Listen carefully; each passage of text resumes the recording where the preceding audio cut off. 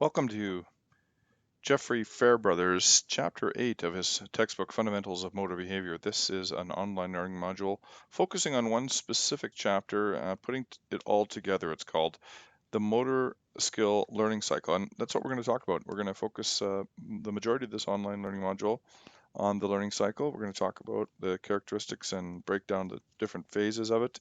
And we're going to finish off by talking a little bit about the implementation of motor learning and motor control concepts in the context of being an athlete or coach or just a variety of different contexts and help you kind of put it all together, which was the intent of Fairbrother's chapter when he wrote it.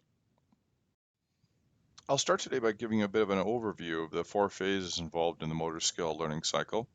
And as you can see, the diagram that I've posted on this slide is a little bit different than the one you'll find in your readings, although it still represents the cyclical nature of the cycle. So in phase one, and again, we'll be diving a little bit deeper into each of these phases in more detail, but this is just meant to be an overview. The first phase is where we consider the person. What is the task that they're being asked to do, and what is the setting in which the performance is expected to occur in? Here, it's where we identify important characteristics of the learner and understand fully the demands of the task.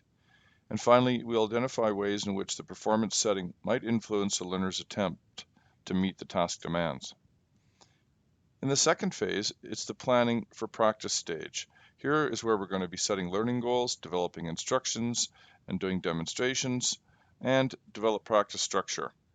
The implementation of the practice, remember the planning is in stage 2. Now we'll take that planning and we'll move into phase 3, which is the implementation, where we'll actually do what we plan to do, which is with respect to the instructions and demonstration. Here we might also measure performance, provide the feedback to the learner as they're going through the practice, and assess learning. And then the final phase is number 4, where we review the overall instructional process. Did it work? What do we need to change? How might we do that different? And this is something that I do as a teacher, especially in a class that's brand new, where I'll teach a class for the first time, go through these steps, analyze, evaluate, and likely the second or third times, we're still having a little bit of a different feel to the class. So this is not just used in a physical environment, of course, but it's used in all instructional settings. The first thing to think about in the first phase of the learning cycle is to understand the learner themselves. You need to know who your students are, you need to know who your athletes are, or your clients are. And so this is a list of some characteristics and of knowledge that you might want to understand. If you're coaching at a particular level in soccer, for example, in U10, what is their skill level? And if you are a coach in U10, are they Division 1 U10s? Are they Division 5 U10s? What injuries have your athletes had? Particularly, this is important when you're working with individual athletes and you're creating independent practice plans, or if you're working with children with special needs, what are their specific needs that you need to understand? So first step, understand the characteristics of the learner. As you can see from the previous slide, it seems like there's an infinite number of characteristics in every individual. So it's important to think about which ones will influence the ways the learner works to meet the specific task demands of the skill that's being learned, as well as the ways the instructor designs the instructional setting to help that same learner. Again, I draw on my own personal experiences of coaching in ringette. When working with kids at U7, I'm focusing on very different things than if I'm working with kids at U14 or U16. The older kids have a much better aptitude towards understanding more complex tactics and strategies, whereas the young kids, you're constantly switching up activities and focusing on the basic movement patterns of skating and stick handling and shooting, etc. One way to identify important learner characteristics is also to consider the capabilities and limitations. For example, we all know that the capability to process information from the environment and use it to help us to control our movements. And we all have that capability. Now let's consider how people might differ in this regard and what such differences would mean for an instructor trying to help a particular learner. Remember that the time it takes to process information can be drastically reduced when a person's in a situation that allows for anticipation, because effective anticipation is based upon a body of knowledge regarding what to expect in a given situation, the various factors that influence our level of knowledge will therefore influence our capability to anticipate.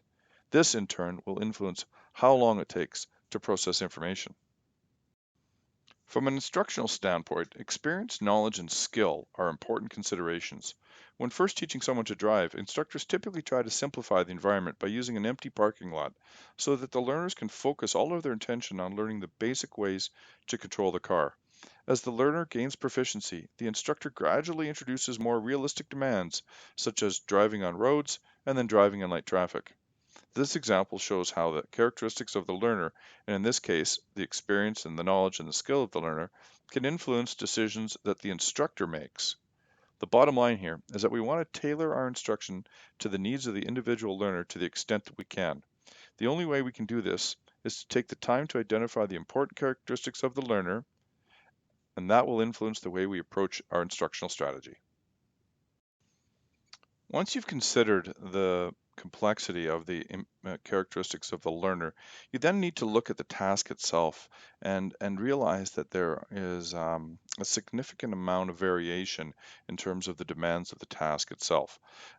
Take a look at the series of questions here that are used as a prompt for you to consider when deciding on which activities you want to include in a lesson or in a practice plan. In previous lectures and in other topics that we've discussed, we have identified the difference between open and closed skill classifications. I want to remind you that open skills are those performed in a changing and sometimes unpredictable environment. In other words, they force the learner to adapt to changing situations. And you'll recall as well that the closed skills are those that are in more of a controlled environment. This type of open skill demands require that the learner develop skills related to decision making and, if possible, anticipation. So practice should be designed with this in mind. It's a fairly common practice procedure to simplify open skills by removing the decision making components, as when a baseball is placed on a tee to teach kids to learn how to bat at an early age. This can be an appropriate technique as long as the instructor remembers that at some point the learner needs to eventually learn how to deal with the decision-making demands of hitting a moving ball in the ultimate performance setting, an application of that skill in a game such as baseball or softball. Another example can be seen in most rehabilitation settings. Because patients are obviously vulnerable to injury, rehab exercises are typically conducted in a fairly controlled and predictable environment. For example, a person recovering her capability to walk after an auto accident needs to focus on the basics of maintaining her balance and learning to complete her step cycles adequately. At this point, she does not need the added demand of navigating around other people or avoiding unexpected obstacles. And for this reason, the clinical setting is typically designed to allow a patient to work on regaining basic function without any other demands. As the patient recovers her strength and walking skills, the therapist will probably begin to reintroduce some real world demands by asking her to walk in a hallway or some other location where she might encounter just a few people or objects or obstacles. The third and final consideration in phase one is identifying the influence in the performance setting. In other words, where is the activity taking place and what are the demands that the performer has to deal with respect to the environment, or perhaps maybe their own state of arousal. Consider, for example, a surgeon who works in a clinic or in a hospital, and they've planned a surgery that was scheduled for tomorrow morning, and they've had a chance to review the charts and basically put everything in place. Their team is there; they know what time it's going to happen. Everything is under a controlled environment. But change the scenario to that same physician who is now working in the ER in a trauma center, and the same decisions that have to be made. That were being made with regard to the surgery from the day before are now having to be made in very short order. Even something as suturing up a victim that's bleeding out becomes much more difficult when there is a time pressure associated with it. Time pressure for the completion of the suture, under a normal circumstance might not be a problem, but if you have to control for extensive bleeding, you can imagine how that becomes a heightened state of arousal. You've likely performed or experienced a more common example of how the setting can influence performance because I suspect that most of you drive, and when you're driving or learning to drive on an uncrowded highway, for example, the primary demand you have to face is keeping your car in the center of your lane. However, when you start driving down Crowchild Trail at the end of the day, or maybe on Deerfoot Trail, and you have to make decisions that are much more demanding, they require you to monitor several vehicles at one time, constantly changing the speed of your car, and making decisions about when and how to change lanes and to avoid erratic other drivers. The performance settings affect more than just the task demands, however. It can also have a pronounced effect on the performer as he tries to meet the task demands. One clear example of this occurs when an individual is having difficulty performing because of the presence of an audience. For many people, performing in front of others elevates their arousal level to such extent that they no longer perform at their best. But this does not always have to be. Coaches often look for ways to reframe their athletes' interpretation of a setting to counteract the potential problems related to arousal. And of course, the work that we do in exercise science, or pardon me, exercise psychology, is directed primarily towards resolving that anxiety. Performance settings can also differ in other ways with respect to the physical environment, and that might influence the performer or the task demands or both. These influences might include changes in the physical aspects of the setting, like what kind of equipment is being used, what the facility itself is, if you're used to participating or playing on a certain type of turf or an indoor and outdoor venue. And then, of course, when we talk about outdoors, there's always the additional consideration of weather, and weather can cause all sorts of changes in the performance setting. Phase two is about planning for practice, and one of the most important components about planning for practice that good coaches utilize is the ability for a learner to be involved with their own goal setting. When learners are involved in choosing their own goals, they're typically more motivated to engage in the practice activities. Now, this happens in a variety of capacities at a variety of ages. I know that young kids are capable of, as a team, collectively coming up with some very simple goals that they want to try to achieve. And then, of course, older, more expert level athletes make very specific plans with respect to their goals. There's several important considerations when setting learning goals. The coach or practitioner and the athlete or learner should identify short-term specific goals and also long-term goals that are relevant to the motor skills to be learned or the ultimate outcome related to the application of those motor skills. When setting these goals, the coach and the athlete should focus on the goals that will be both challenging and realistic for the learner. Some goals focus on the process or technique of the movement, and an example of performers setting process goals includes a gymnast wanting to hold her body in better alignment during a handstand, or a surfer wanting to get to her feet quicker once she's catched a wave. The dancer wanting to complete the correct sequence of steps for a new routine. Other goals can focus on the outcome or the end result of the movement. And again, I remind you about the relationship between process goals and outcome goals and product and process testing. We can substitute the word product for outcome when I'm describing this particular type of goal. An example of a performer setting an outcome goal includes a gymnast wanting to receive a score out of 10 on a floor routine, or the same surfer wanting to win her heat in a competition, the dancer wanting to be selected to a stage show based on the audition performance. In learning situations, goals are often stated in relative terms as well. A relative goal is probably more important than any other kind of goal because it implies that they're making a realization of the impact of learning on themselves, and they're using their own sense of feeling about their performance. Now, relative goals can also be measured externally by others as well. But a relative goal indicates how a learner wants to improve her motor skills with respect to her current level of proficiency. The focus is on the improvement to a skill level beyond the level that the learner currently possesses. It's important to recognize that how a learner reacts to a goal will depend on as much on how the individual learner, pardon me, it is dependent as much on the individual learner as how the goal is stated. Some people may be extremely motivated by ambitious goals stating in an absolute fashion. A lack of progress might just strengthen their resolve. The important idea is for practitioners to be aware of the different potential effects of goal setting so that the instructional decisions can be made to best serve the individual needs of the learner. The second component in planning for practice, and just a reminder, when we talk about practice, we're not talking about always sport practices. We're talking about practice toward the eventual outcome of learning. So when developing a practice strategy, you've got to consider how the instructions and demonstrations are incorporated throughout the lesson. There are different types of instruction, of course. We have written instructions, we have verbal instructions, and we have my favorite, which are demonstrations. But let's just do a quick little summary of some of the components of developing and key things about developing instructions. First,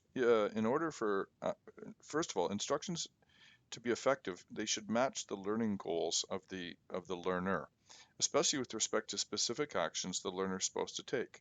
This may seem obvious, but it's not uncommon for rather vague goals like I want to get better to be paired with specific instructions directing the learner to focus on only a small part of the activity to be learned. In other words, the person that's leading the activity, or the coach or teacher, might say, I want you to work only on a follow-through movement. Similarly, very specific goals like personal goals, like I want to become a 70% free throw shooter, are sometimes paired with generic instructions, like go just keep practicing or shoot more free throws. Both of these examples are far from ideal. In the first example, the instructions might help the learner get better on only one aspect of the performance when the goal is overall improvement. In the second example, the instructions do not include enough specific directions to tell the learner how to achieve their goal. Because attentional capacity is limited, instruction should be kept as brief as possible. Sir Winston Churchill once said, brevity is an art, so we should all strive to be more artful. Learners typically cannot keep track of lengthy and detailed instructions. This is particularly important to recognize when one is teaching young children or new learners. There's just a general rule that says your instruction should be no longer than the age of the child. In other words, you should never have kids sitting for any longer than the number of minutes that they are old. So 5-year-olds should never sit down for more than 5 minutes. 10-year-olds should never be stationary having to listen to something for more than 10 minutes. That's about the extent of their focus ability.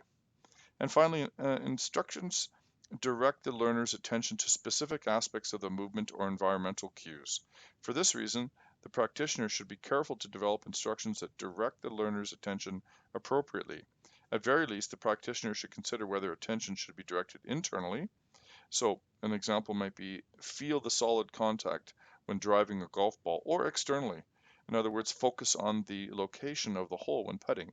Now you will recall one of the labs that we did in motor learning talked about internal and external focus, and the readings that you've done relate to what we're talking about here in the learning capacity. And in addition, it's important to consider whether the learner has to focus on just a few things, such as a penalty kick in soccer, where you've just got a very closed, sort of structured, I've got to put this ball through those goalposts, versus maybe having to dribble down the field and be interacting with the opponents and the boundaries of the field itself, and much more difficult and complex considerations. Focus of attention is also important when it comes to demonstrations, because learners typically need to be told which aspects of the demonstration are the important ones. So remember, don't talk too much and be very focused in terms of what you're trying to help the children or learner understand. There's a lot of decisions that need to be made when practice planning, and of course the structure that you set up in your practice environment is also an important reflection of your coaching style or your teaching style. So in both my teaching and coaching experiences, I've found that creating very structured and consistent learning routines is helpful to overall efficiencies and effectiveness in a classroom or in a coaching scenario. So in my case, for example, in coaching, Ringette my girls will always start every day when they step on the ice with 2 quick laps, 30 short passes to a partner, and then 30 strong shots against the boards. At that point, it allows me some time to get set up, get organized, talk to my coaches, tell them what I need them to do, and then we begin the full practice. But then they are working on skills that I think are important. They don't need any direction. They know the routine. Physical education teachers will have kids when they first walk into the gym, instead of the old school sitting and waiting for instructions, they immediately, as they walk through the door, put their water bottle down and start doing some kind of activity. It might be laps of the gym. It might be some kind of circuit. They might be moving in different directions using different kind of locomotor skills like skipping or sliding or galloping. But these are the types of structures that are set up in a learning environment that are important to consider when planning. There's a number of considerations you can see on this page, and some are short-term in terms of the considerations like amount of rest. By the way, one of the things I always instruct new coaches and new teachers is to avoid anything that requires a line. My philosophy around relays, for example, there should never be more than 2 people in a relay race. Because you don't want to have people just sitting watching. If you have 3 people in a relay race, then they're only active for 1/3 of the amount of time. If they have 2 people in a relay race, then they're active for half of the time and allowing them a period of rest and then a period of activity. So be mindful of the intensity of the activity. Obviously, that's important, and how much rest is important. But don't just default to old types of coaching or teaching that you've been exposed to in the past. Change the way things are done so that you have effective and efficient quality practice sessions as well. Again, a number of considerations, and the reading in the textbook chapter does a nice job of explaining many of these components. All right, into phase 3 of the motor skill learning cycle. Now we're talking about the implementation of all this great work that you've done in terms of planning for maximizing learning. Here, we want to make sure that you stay committed to your planning. Try not to make significant changes. Now, don't get me wrong, that doesn't mean you shouldn't be able to think on your feet and recognize when something isn't working and adapt it or change it. But if you have a good practice plan, you probably have planned for that anyway, and having a variety of different options available to make it more simple or more difficult, especially with activities that you haven't done before. Implementing a practice plan requires that you consider a number of different considerations. We're going to talk a little bit about measuring performance and providing feedback to the learner, and then assessing the learner in the subsequent slides. All right, when making a practice plan or any kind of learner scenario, the first consideration when implementing the practice plan with respect to measurement performance is that the measurement that you use must match the learning goals that have been set. If process goals are pursued, then process measures should be used to measure performance. A process measure is one that provides information about the pattern of movement during the execution of a motor skill. For example, in our overhand throwing example, there consists a clearly coordinated pattern involving taking a step towards a target, stretching the throwing arm back, bringing the throwing arm forward, bringing the non-throwing arm down and backwards, rotating the torso so that the shoulder of the throwing arm moves in the direction of the target, etc. In many practical settings, process measures are simply observations observed by experienced practitioners like yourself, those of you who have had training in motor development and understand biomechanically the sequence of events that occurs in good throwing technique. Once you have that skill, you can then subjectively evaluate the pattern of movement with confidence and provide effective feedback to the learner. However, one can also evaluate patterns of movement by capturing them on videotape for slow motion or stop motion replay. And that the common examples of apps we use these days are Coach's Eye or Dartfish Express. Those do a real nice job of being able to break down and provide feedback to the user through a video medium. Video allows for fairly precise measurement of the timing of the events in a movement, which enables practitioners to pay close attention to sequencing of movements and the relative timing of each part of the movement with respect to other parts or to the whole action. If outcome goals are pursued, then outcome measures are appropriate. Remember, outcome is similar to product. Product measures, outcome measures are the same. Remember that outcome goals are those that focus on the end result of the movement. Continuing with the overhand throw example, an outcome goal might be to throw the ball accurately so that the person catching it doesn't even have to move their glove or perhaps not have to move too much. Now, a more advanced outcome goal using the same skill would be a baseball pitcher, for example, trying to strike out a batter, or maybe trying to have movement on their ball with different kinds of pitches, whether they be a slider or curveball. Similar to process measures, outcome measures can sometimes involve fairly straightforward observation, as when you see a ball going into a goal or being caught without much movement. Now, the second consideration is with respect to providing feedback. And if you'll recall from previous lectures that we talked about feedback in the context of knowledge of performance, or KP, and that's the type of feedback to use when addressing process goals and measuring, because it is feedback regarding the pattern of the movement for a skill. Examples include a trainer telling a firefighter trainee to hold the hose with the nozzle in front of them, or a physical educator telling a student to kick the ball harder. Might be an occupational therapist telling the patient recovering from repetitive use of a repetitive use injury to relax the shoulders when she uses her mouse or computer. Alternatively, KR, or knowledge of results, is the type of feedback used when one is addressing the outcome goals and measures because it refers to the end result of the movement. Examples include a runner reading her split times from a stopwatch, or a gymnastics coach giving an athlete a score out of 8 after a practice routine. Feedback can also be provided in two other categories, known as prescriptive and descriptive. Prescriptive feedback statements tell the learner how to fix a problem. That is, they include some instruction for future attempts of the skill. All of the examples of the KP that I just previously gave were prescriptive. The directive, keep your head down, so commonly heard in the game of golf, is another example of prescriptive feedback. Descriptive feedback statements, descriptive feedback statements simply imply or simply describe what happened on a particular trial. A descriptive statement, if you will, for a golf example might be you topped the ball. The descriptive feedback doesn't tell you what to do, it just tells you what the result was. The descriptive feedback assumes that the learner already knows how to adjust their behavior after hearing that. Oh yeah, you're right. I did top the ball. I have to stay down and feel the contact, watch the bottom of the ball, whatever. And finally, the third consideration an aspect of practice implementation involves the assessment of learning, what most of us think of as testing. Assessment occurs when a practitioner measures performance after some delay with the purpose of determining how much a person has learned.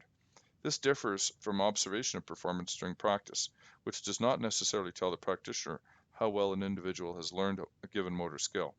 Performance during practice can be influenced by temporary effects that can either improve or degrade a person's performance. For example, providing frequent feedback enhances performance for most skills, as we know. So, how a learner performs when receiving frequent feedback, which is often the case during practice, will not reveal how much they've actually learned. And you'll recall a previous lecture as well talking about retention and the varying amounts of time that are often appropriate before we could determine whether or not learning has occurred. And thus retention of learning will be seen. For many skills, the ultimate test is when skills are used in their intended real-world applications. For competitive activities in sport, music, dance, or the real-world test comes during a competition or some other public performance. For other skills, such as those involved in professions like surgeons or dentistry, piloting an airplane or driving a bus, the real-world test can have potentially serious consequences if the performer doesn't do well. So, for such real-world skills, practitioners should attempt to assess learning by replicating real-world demands as much as possible. In pilot training, for example, this is achieved through the use of sophisticated simulators. Whether a simulator is used or not, tests should mimic the demands of the real-world setting whenever possible. One can usually incorporate assessments into practice by devoting a set period of time to skill testing, but be cautious. These assessments should be done and administered near the beginning of the practice so that that day's practice doesn't interfere or exert temporary effects on the learner's performance. The fourth phase of the learning cycle is a little bit more subjective. It includes the realization that there should be some type of commitment to reviewing the overall instructional process. In other words, this is really about reflection.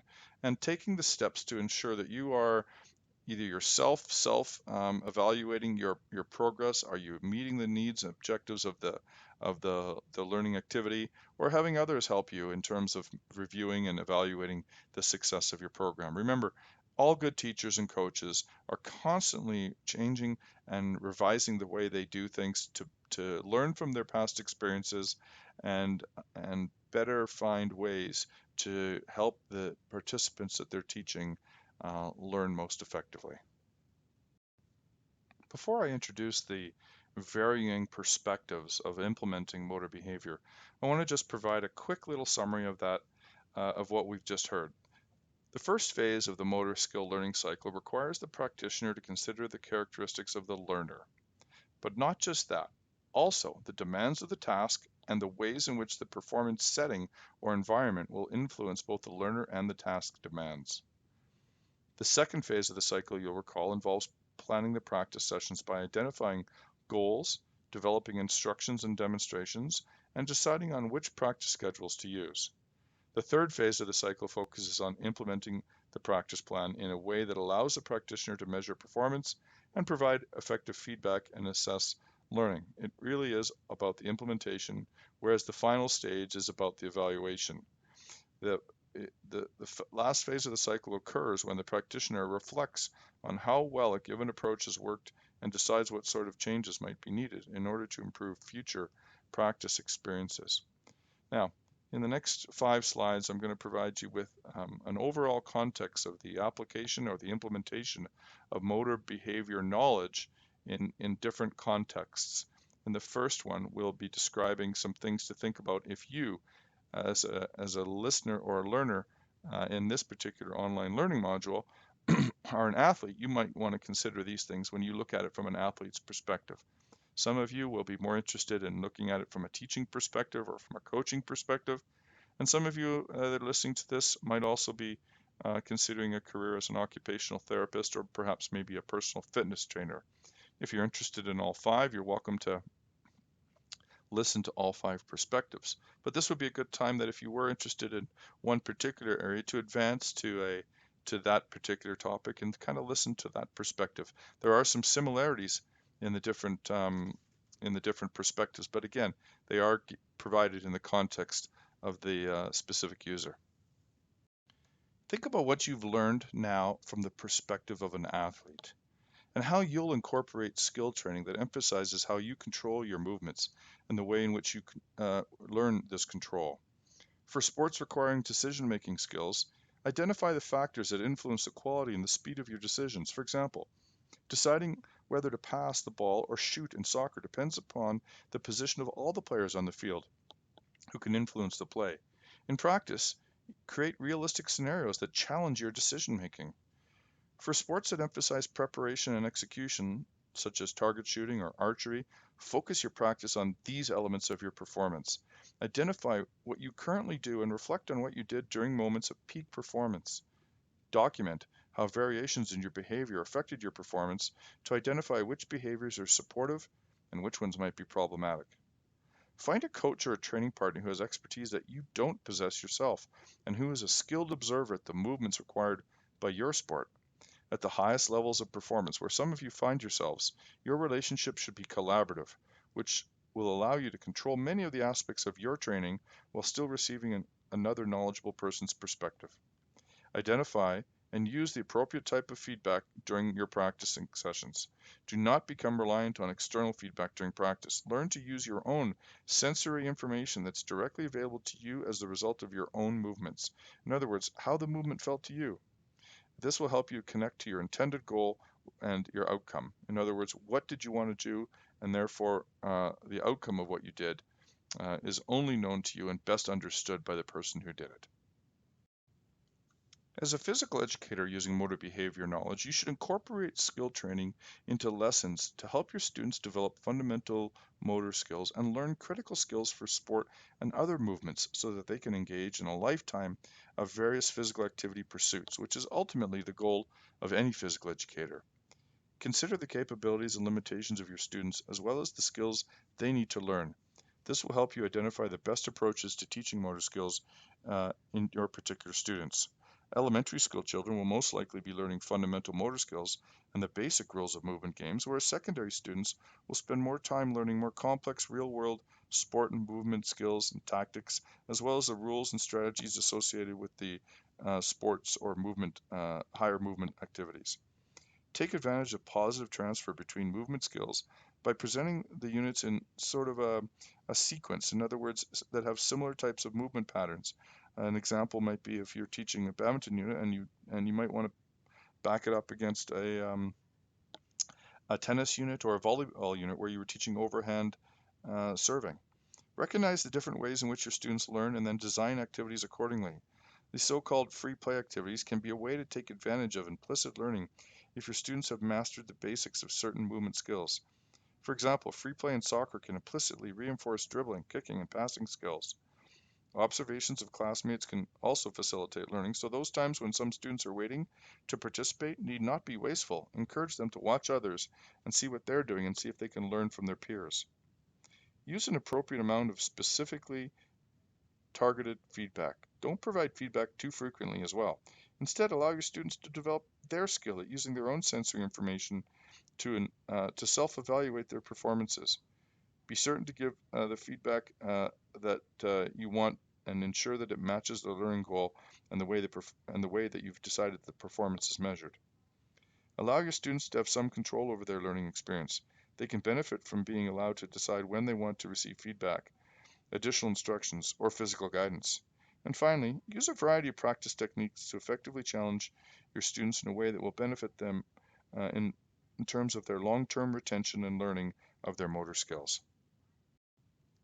Many of you have already been involved with coaching at some level, and I hope that you will take what you've learned in terms of motor control and motor learning to that discipline.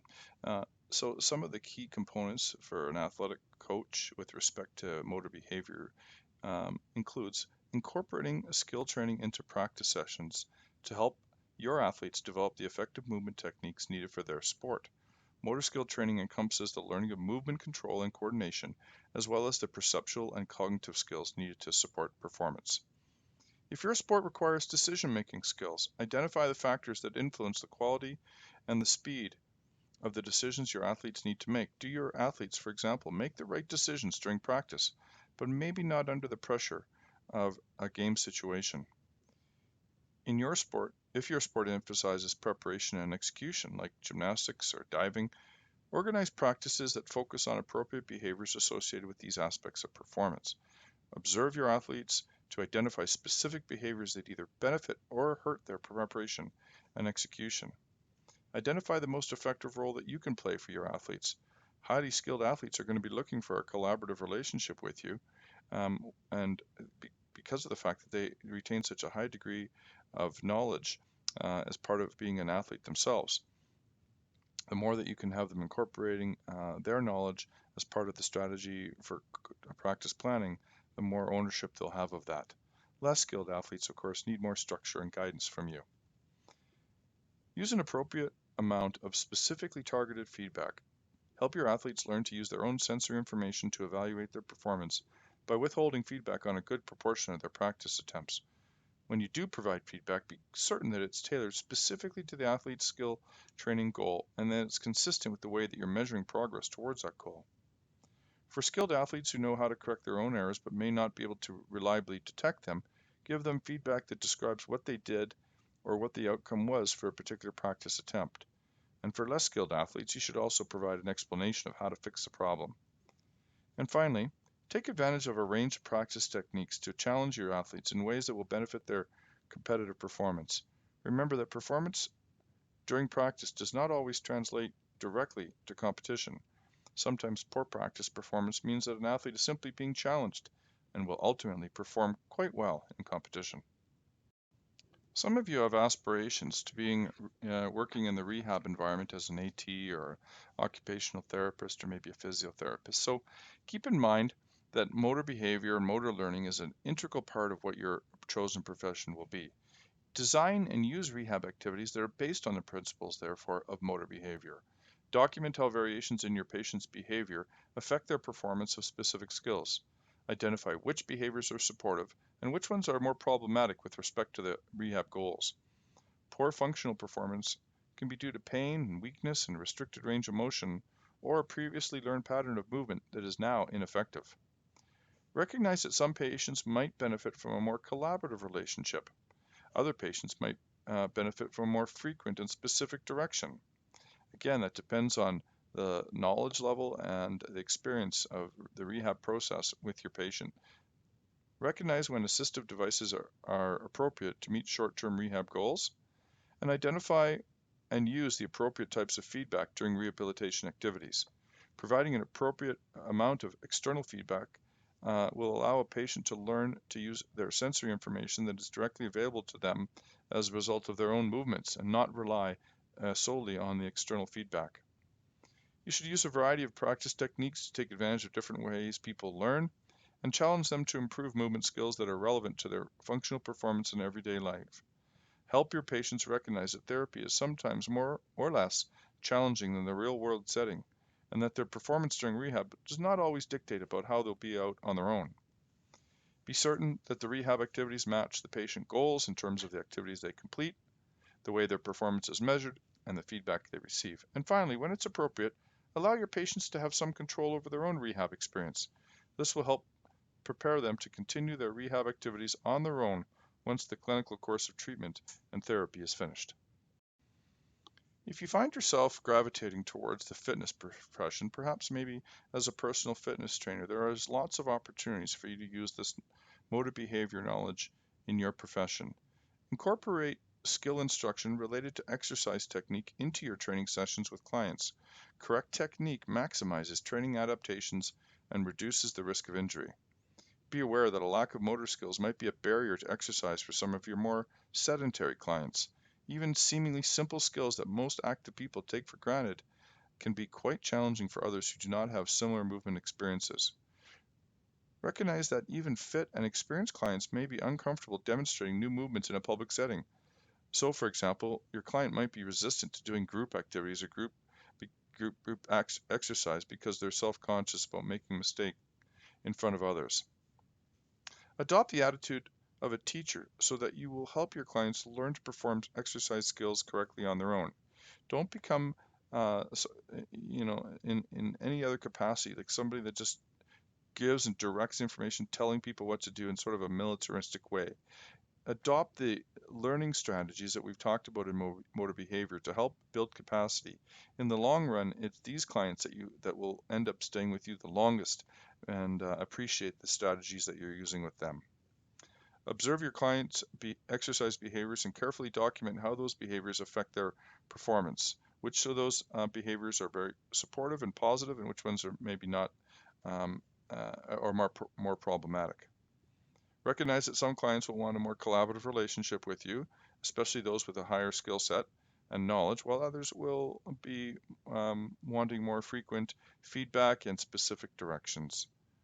Use a variety of practice techniques to take advantage of the full advantage of the different way people learn and exercise skills. Remember to teach your clients exercise skills that will benefit their fitness as it relates to their real-world activities. In other words, focus on their functional fitness first and then build other types of fitness later. And finally, identify and use the appropriate types of feedback during exercise skill instruction. Provide an appropriate amount of external feedback to ensure that your clients learn to use the sensory information that's directly available to them. In other words, don't overdo the external feedback. Help them to learn to connect to their sensory inputs and self-evaluate how the movement felt to themselves with respect to their intended movement goals and actual movement outcomes. This brings us to the end of the online learning module for Jeffrey Fairbrother's Chapter 8. And if you're interested in knowing more about his work, it's a very easy read. You can pick up the textbook called Fundamentals of Motor Behavior.